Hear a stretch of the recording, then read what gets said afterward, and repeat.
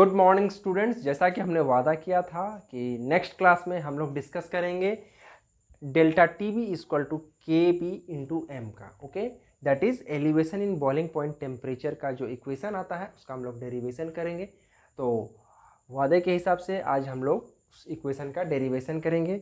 मेरा एक सजेशन है कि अगर आपने हमारा इस टॉपिक का पिछला वीडियो नहीं देखा है तो पहले उस वीडियो को देखिए, फिर उसके बाद ये वाला पार्ट आपको बहुत अच्छे से समझ में आएगा। उस वीडियो का जो लिंक है हमारे इस वीडियो के डिस्क्रिप्शन बॉक्स में डाला हुआ है, हमने उसे डाल दिया। तो जाइए, 25 मिनट 20 मिनट का वो वीडियो है, पहले उसको देख लीजिए, फिर यहाँ पर आइएगा, आपको ये अच्छे से और काफ़ी बेहतर समझ में आएगा।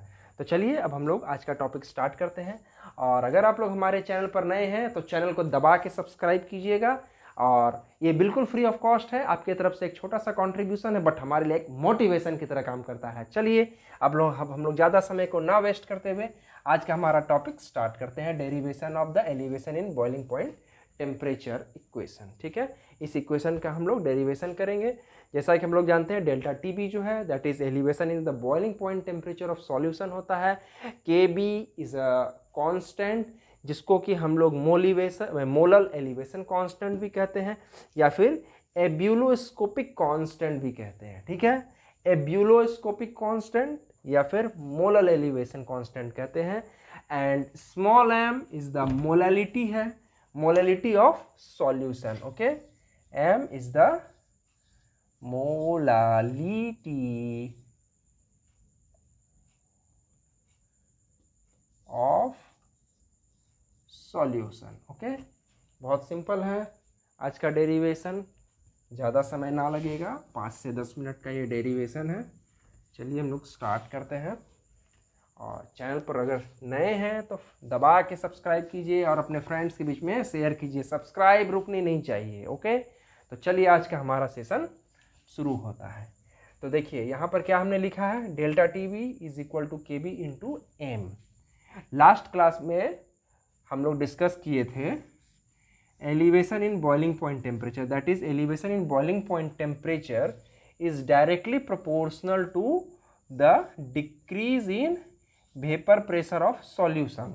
तो वेपर प्रेशर ऑफ सॉल्यूशन कितना डिक्रीज करेगा, सॉल्वेंट का जो वैल्यू है उससे कुछ अमाउंट में डिक्रीज करेगा।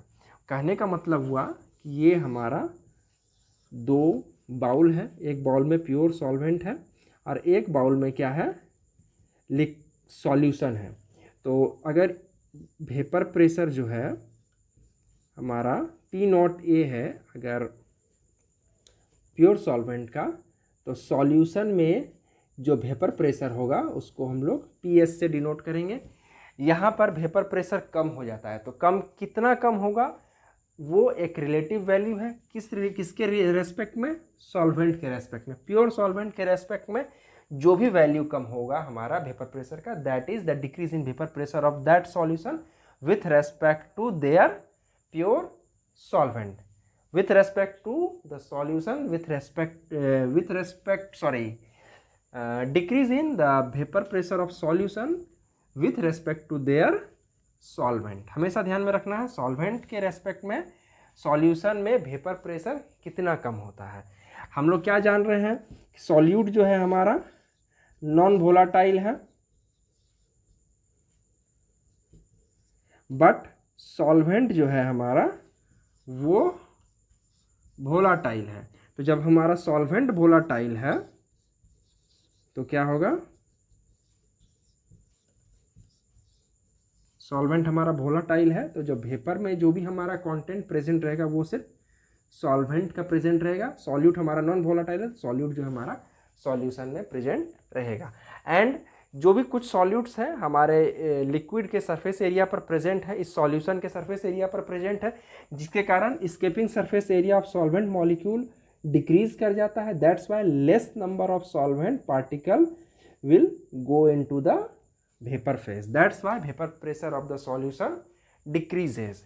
तो हम लोग क्या जानते हैं, delta T B is directly proportional to decrease in vapour pressure, and decrease in vapour pressure is inversely proportional to boiling point. मतलब वेपर प्रेशर जितना बढ़ेगा बॉइलिंग पॉइंट उतना घटेगा, और अगर वेपर प्रेशर घट रहा है तो बॉइलिंग पॉइंट बढ़ रहा है। ठीक है, तो हम लोग क्या देखें, delta TB is directly proportional to decrease in the vapour pressure of solution and next we know that from the Raoult's law, हम लोग जानते हैं from Raoult's law decrease in vapour pressure of solution is directly proportional to the mole fraction of solute. मतलब mole fraction जितना ज़्यादा solute का high होगा, vapour pressure जो है उस सॉल्यूशन का उतना कम होगा। तो इस फॉर्मूले से हमको क्या मिल जाता है यहाँ पर, that is delta P is directly proportional to the mole fraction of solute. ऊपर में क्या मिला, delta TB is directly proportional to decrease in vapour pressure and decrease in vapour pressure is directly proportional to solute. तो when we combine this two equation we get here delta TB is directly proportional to decrease in vapour pressure and decrease in vapor pressure is directly proportional to the mole fraction of solute. Then from this equation we get here delta TB is directly proportional to the mole fraction of solute. Delta TB where it is equal to elevation in boiling point temperature of solution.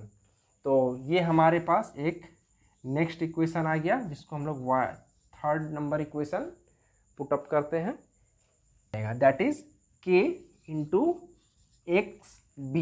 Okay, XB is a mole fraction of solute. हम लोग क्या जानते हैं, mole fraction of solute is equal to क्या हो जाएगा, NB by NB plus NA, that is number of moles of solute divided by number of moles of solute plus number of moles of solvent. ये हमारा formula होता है mole fraction का। And हम लोग क्या जानते हैं कि ये जो सॉल्यूशन है ये हमारा डाइल्यूट सॉल्यूशन है। डाइल्यूट सॉल्यूशन है मतलब सॉल्यूट का जो कॉन्सेंट्रेशन है, सॉल्यूट का जो अमाउंट है बहुत कम है। That's why value of NB का जो वैल्यू है उसको हम लोग नेग्लेक्ट कर सकते हैं फॉर अ डाइल्यूट और आइडियल सॉल्यूशन। ओके, तो then we get here delta TB is equal to K into NB by NA। तो ये हमारा क्या हो जाएगा, NB by NA, and bracket में लिख सकते हैं NB is very small, so NB in the denominator can be neglected. Okay, तो हम लोग इसको नेग्लेक्ट कर सकते हैं। जाहिर सी बात है जिसका वैल्यू इतना कम है कि अगर उसको हम लोग कैलकुलेशन में कंसीडर भी करेंगे तो हमारे ओवरऑल कैलकुलेशन में कुछ खास फर्क नहीं पड़ेगा। तो इस कंडीशन में हम लोग उस वैल्यू को रिमूव कर सकते हैं। तो then after our the final equation is delta TB is equal to K into NB by NA। Okay, तो अब NA और NB क्या हो गया हमारा, NB हो गया number of moles of solute और NA हो गया number of moles of solvent. ठीक है, on further resolving this equation we get here NB divided by NA is equal to WA divided by MA। तो NA is equal to हम लोग लिख सकते हैं WA divided by MA। Okay, तो WA क्या हो जाएगा, weight of solvent, and MA हो जाएगा हमारा मोलर मास ऑफ सॉल्वेंट। यहाँ पर ब्रैकेट में दर्शा दीजिएगा WA equal to weight of solvent and MA is equal to molar mass of solvent. तो this one is our last equation, delta TB is equal to K into NB divided by WA by MA। Okay,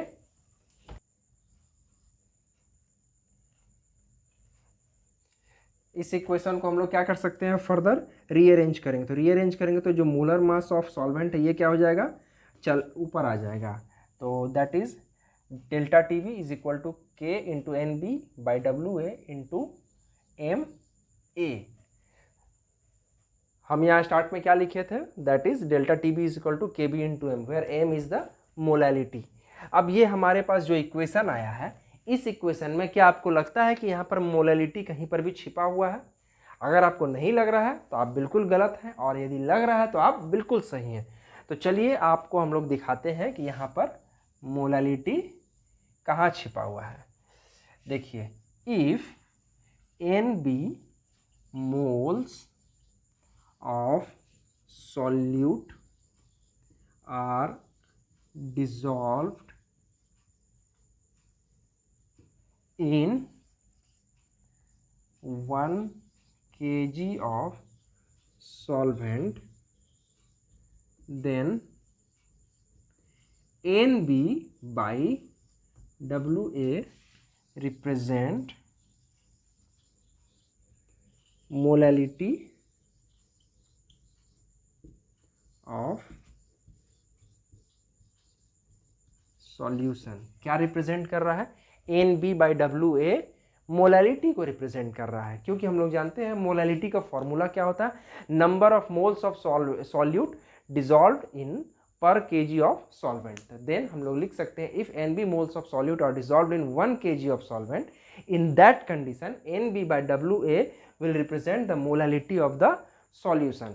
अगर ये molality of the solution को denote कर रहा है तो उस condition में NB by WA को हम लोग क्या लिख सकते हैं, मोलैलिटी। मोलैलिटी को हम लोग किससे डिनोट करते हैं, स्मॉल m से।